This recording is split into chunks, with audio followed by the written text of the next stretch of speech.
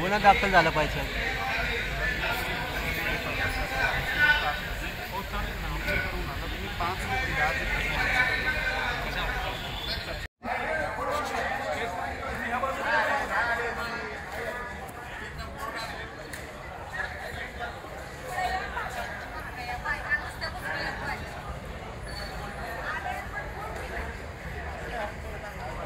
आणि त्या खोतकरवरती जोपर्यंत कारवाई होत नाही तोपर्यंत इथं आता फक्त खाटीक समाजाचा विषय हा नाहीये.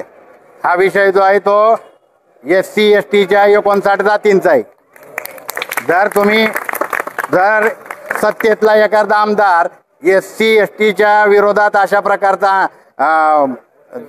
जातीय द्वेष पसरवणारं वक्तव्य करत असेल तर त्या आमदारावरती कारवाई इथल्या डेप्युटीनं आणि SP केली पाहिजे. आणि जर ते कारवाई करणार नसतील तर आमच्याकडे पुढचा मार्ग आहे. तुम्हाला सुद्धा त्याच्यात आम्ही आरोपी करू शकतो, कारण SC STच्या कायद्यात तशी तरतूद आहे. आमच्या माणसाचा तुम्ही जीव टांगणीला लावलाय आणि त्याच्याकडे दुर्लक्ष करत असाल तर हे खपवून घेतला जाणार नाही. आणि इथं जर न्याय भेटला नाही तर हे आंदोलन रस्त्यावरती होणार आहे. आणि रस्त्यावरती एकटा खाटीक समाज नसणार आहे. इथं 59 जातीचा दलित समाज त्या ठिकाणी रस्त्यावरती उतरल्याशिवाय राहणार नाही. आता जर बारामती प्रशासनाने याच्यावरती केला नाही होती ना, डेप्युटी साहेब येऊन म्हणतात मी कसा करू, फॅशन आहे का अॅट्रॉसिटीची. त्यांनी बोललाय म्हणून आम्ही म्हणतोय की त्याच्यावरती गुन्हा दाखल केला पाहिजे. पवार साहेबांच्या विरोधात बोलल्यानंतर पवार साहेबांच्या विरोधात सोशल मीडियात टाकलं, त्याचे 3 गुन्हे तुम्ही बारामतीत दाखल करताय.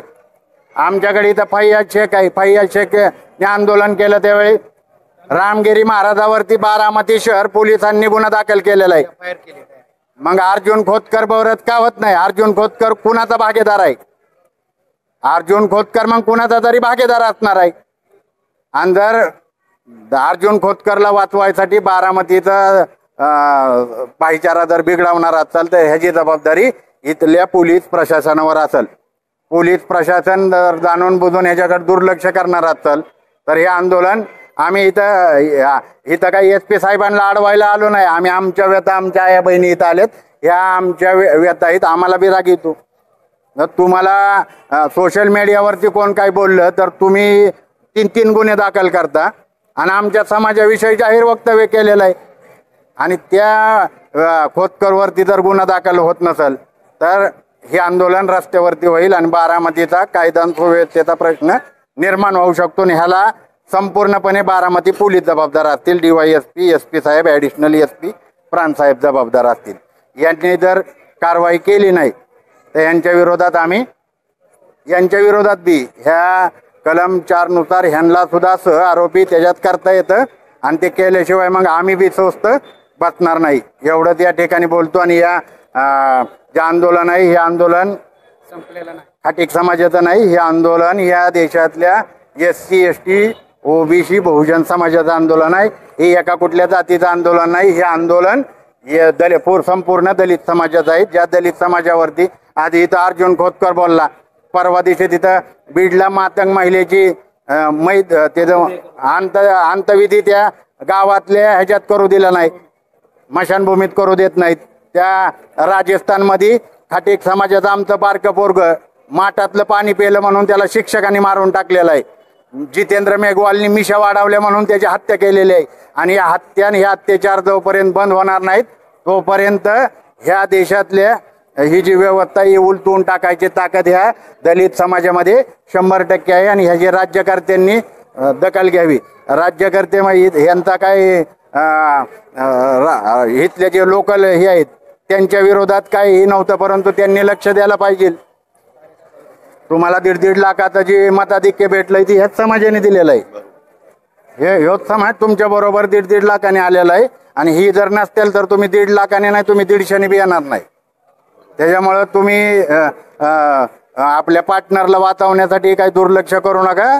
कारण अण्णा तुमचा कार्यकर्ता आहे. मी तुमच्या माध्यमातून दादाला बी सांगेल आणि वहिनीला सांगेल, लवकरात लवकर अर्जुन खोतकरवरती गुन्हा दाखल करा. आणि करण इंगोले तिथं आपल्या जीवाची बाजी लावली, त्याच्या करण अण्णाला जर काय झालं तर बारामतीचा कायदा आणि सुव्यवस्था बिघडल्याशिवाय राहणार नाही. आम्ही सगळीच्या सगळी शेड्यूल कास्टचे लोक रस्त्यावरती येऊ. आत्ता इथं जर दखल नाही घेतली तर आत्ता रस्ता बंद करायची तयारी आमची आहे. आम्हाला कायदा हातात घ्यायचा नाही, कारण कायदा आमच्या बापाने लिहिलेला आहे. पण तुम्ही आम्हाला मजबूर करू नका कायदा हातात घ्यायला, एवढंच या ठिकाणी सांगतो. आणि या आंदोलनात अजून जे बहुजन समाजातील लोक आहेत जे आंदोलनात नाहीत त्यांनाही विनंती करील की करण अण्णा इंगोलेच्या आंदोलनाला आपण सगळ्यांनी एका ताकदीनं एका मुठीनं पाठिंबा देत आहे. जय भीम जय भारत. करण अण्णा इंगोले मागच्या 9 दिवसापासून एक जातीवाचक शब्द वापरणाऱ्या आमदाराच्या विरोधात धरणे आंदोलन करत आहेत आणि उपोषणाला बसले. त्याच्यानंतर आमरण उपोषणाला बसले. मला अत्यंत इतकं वाईट वाटतंय की एक अण्णाभाऊ साठेंचं वाक्य आठवायला लागलं की ही न्यायव्यवस्था काहींची रकेल झाली, संसद देखील हिजड्यांची हवेली झाली. मी माझ्या व्यथा कुणासमोर मांडू, ही न्यायव्यवस्था भ्रष्टाचाराने रंगीन झाली. गेल्या 9 दिवसापासून आमचे करण अण्णा त्या ठिकाणी ॲट्रॉसिटी अंतर्गत गुन्हा दाखल व्हावा म्हणून प्रशासकीय बिल्डिंगच्या समोर आज उपोषणाला बसलेले आहेत. त्यांची परिस्थिती खूप हालाकीची आहे. 9 दिवसाचं उपोषण करून देखील इथल्या प्रशासनाला जाग येत नाही. ॲट्रॉसिटी म्हणलं की इथल्या प्रशासनालाच खरं तर त्याची एलर्जी आहे का असं आम्हाला वाटतंय. कारण परवाच पुणे येथील कोथरूडमध्ये ॲट्रॉसिटी अंतर्गत गुन्हा दाखल करण्यासाठी काही महिला त्या ठिकाणी गेल्या होत्या. त्यांनाच जातीवाचक शिवीगाळ त्या ठिकाणी करण्यात आली होती आणि त्या अंतर्गत गुन्हा दाखल व्हावा म्हणून त्या ठिकाणी बसण्यात आलं होतं. परंतु त्यांचा गुन्हा दाखल न करता त्यांच्यावरतीच गुन्हा दाखल करण्यात आला. त्यांनीच सरकारी कामात अडथळा आणला. अशा प्रकारचा गुन्हा त्यांच्यावरतीच दाखल झाला. जर प्रशासनाला मी या ठिकाणी आव्हान करतोय की जर आमच्या करण अण्णाला जर काही झालं, त्यांच्या जीवितास काय बरं वाईट झालं, तर या बारामतीमध्ये कायदा व सुव्यवस्थेचा प्रश्न 100% निर्माण होणार आहे.